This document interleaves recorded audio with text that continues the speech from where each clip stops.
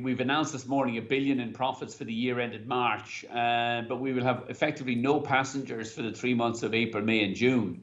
And I think it's a remarkable number for the business that we'll only lose, something north of about 200 million during that quarter when we have no passengers and our entire fleet has been grounded. When we last spoke, you were announcing that you were resuming flights in the beginning of July. Is that still on course? What's happened since then? It is, and bookings are building nicely. I think they got a major fill-up over the weekend when the Italians announced that from the 3rd of June they're reopening the country. They're removing the hopelessly ineffective 14-day isolation that nobody can police or implement anyway.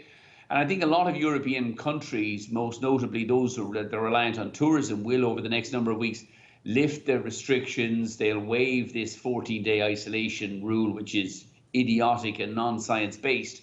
And I think we'll see people moving again with some degree of freedom in July and August, as long as, in the case of Ryanair, our passengers and our people are all wearing masks, because it looks like masks is the most effective way of preventing any recurrence of COVID-19 or the spread of COVID-19. Whereas, the 14-day isolation that the British government have announced is completely ineffective, because you've people coming in from airports getting on the London Underground or the Gatwick Express trains and London Underground, and yet apparently only when they arrive at their destination then they have to isolate, but nobody on the trains or the Underground has to isolate. It's nonsense. So do you think the UK government is singling out aviation for particularly harsh treatment?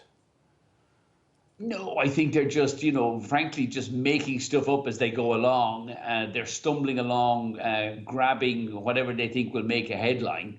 But there's no science to base. There's no scientific or medical basis for a 14-day isolation for air passengers when you're not applying that equally to London Underground passengers or London commuter train passengers.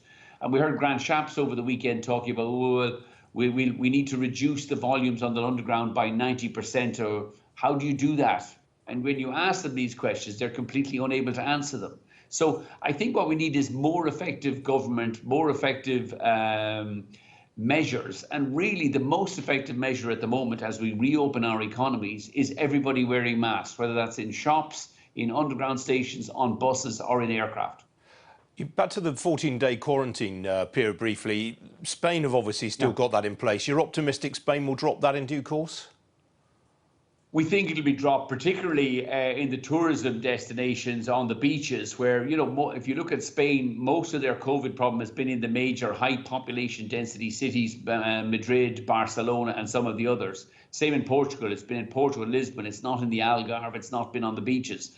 And I think those countries will, over the next couple of weeks, as we believe the British government will too, will focus on how do we reopen the tourism economy during kind of July, August. The tourism economy creates a huge or sustains a huge volume of employment. And we've got to get these sectors back moving again in a way that maximizes public health. And that is face masks, not idiotic 14-day isolation in somewhere where the government can't define where you would actually even isolate.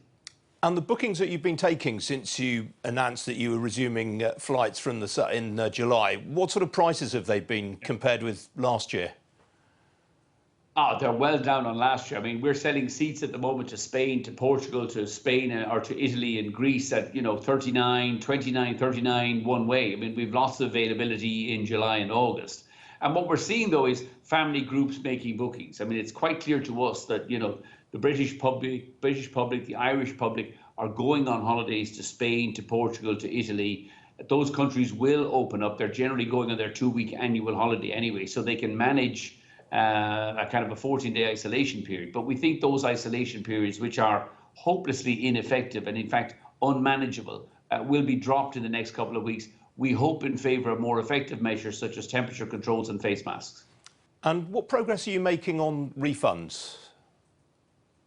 Well, we're doing well, given the historic backlog we have. We have a backlog of about 50 million refunds to process. Thus far, over the last 6 weeks, we've now processed about 300 million euros worth of refunds. We're about a quarter of a way through the backlog. We're continuing to process refunds, but as we reopen, we see more and more customers taking vouchers, or more importantly, free moves of their original booking into a future booking in July, August or September.